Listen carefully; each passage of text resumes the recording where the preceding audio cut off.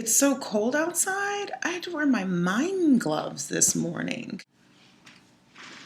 I've never mimed in my life. I also didn't follow my own food advice. Didn't have fruit for breakfast. I didn't have protein. I ate a cookie. Felt a little wrong, but tasted so right. We're into week 3 of this little experiment. Week 1, you started to look like an adult. Saved some money, bought some nice clothes. Week 2, you started to feel a little bit more like an adult, meaning you ate like a king and you slept it off and drank some herbal tea. And now it's time to start acting like an adult. Adults have jobs. Oh, brought a blazer for this episode. Actually, I don't want to wear this. You might be thinking to yourself, so, this dumb girl doesn't even have a job. How does she have the ability to tell me about getting one? That's why I want us to discuss this. 22 to 27-year-olds in this economy are a class of overeducated, over-indebted, overqualified fools who have no jobs and have moved back home with their parents or are like working in the Peace Corps. This is the longest I've been unemployed since I was 15 years old. I worked at Eddie Bauer Outlet. I had friends who worked at J. Crew. I've worked at Oneida. To this day, anytime I go out to eat, I check the back of the fork or the knife or the spoon to see what brand it is. I've worked in the service industry, also at restaurants, making sandwiches, opening wine bottles, spitting in food. I was a telemarketer for a summer. I called people up and tried to get them to buy phone books. Phone books. Who uses phone books? I worked at Fender Center, like the guitars.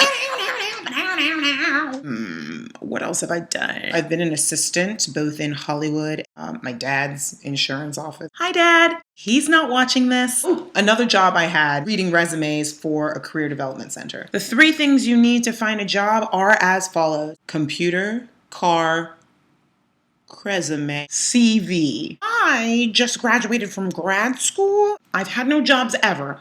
I am privileged and better than you. So what do I put on my resume? Should I just say that I worked at Google for 3 years? No. Embellishments are for fancy salads and drag queens. If you lie and say that you helped invent Facebook, not only will you be pulled into a long and grueling legal battle that later becomes an Oscar award-winning movie, you'll also have to deal with weird questions on your interview when they're all like, who do you know at Facebook? Are you friends with Mark Zuckerberg? I called him up because he's my best friend and he's never heard of you. So who the hell are you? Sell what you are. Sell what you have. And if you don't have the skills to get the job based on your resume and your personality, don't even try and get it with your legs spread open. Try and sleep your way to the top and you'll top out around the middle. No one respects a girl who can't keep her knees together, and no one respects a gay man who can't keep his cheeks together. Did that just get vulgar? As for where to find a job, it depends on the industry. Work in communications, MediaBistro.com. You work in the sex trade, Craigslist. Many times once they're on a public forum, it means that they've already been distributed internally and you're fighting for Joe Schmoes who already work there and have been interviewing for the last 2 years of their lives. So really it's all about relationship. That dreaded N word. I ain't talking about that N word. Networking. What I like to think of it as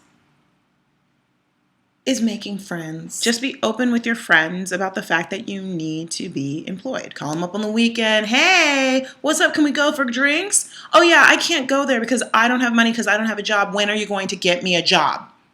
Yeah? We are far too smart to be left in the lurch, jobless forever. So get inventive. In the summertime, learn how to swim and become a lifeguard. It's also almost the holidays, so go for retail. Check your ego at the parking garage. Beggars can't be choosers. Buy one of these when you go for your interview. Oh yeah, paper to take notes, pen to write them down, and a little pocket for your resi-desi. Going on a job interview is like going on your first date. You don't want to smell, you don't want to be weird, and you want to have a ton of banter ready to go and great questions. So, you come here often? You're going to do the same thing with your soon-to-be boss, except don't ask them if they come there often because they do. It's their job. They come there every day. If both your savvily worded CV and your wonderfully suave interview still don't get you a jobby job, where's your ego? Where's your ego? It's in the parking garage. Get on your computer and get on unemployment. My friend Ricardo. Hi, Ricardo. He doesn't need a job anymore. He saved up all his unemployment checks and bought a house in Hawaii. I'm just kidding. But you don't want to live on unemployment forever because it's a slippery slope from a check from Uncle Sam to food stamps to living in a dumpster. And that should not be you. You really can't find a job? Email me. I'll read your resume. Honestly, I will make that shit look sharp. You need something else to do with your day besides have a YouTube video channel. All right, excuse me while I go look for a job.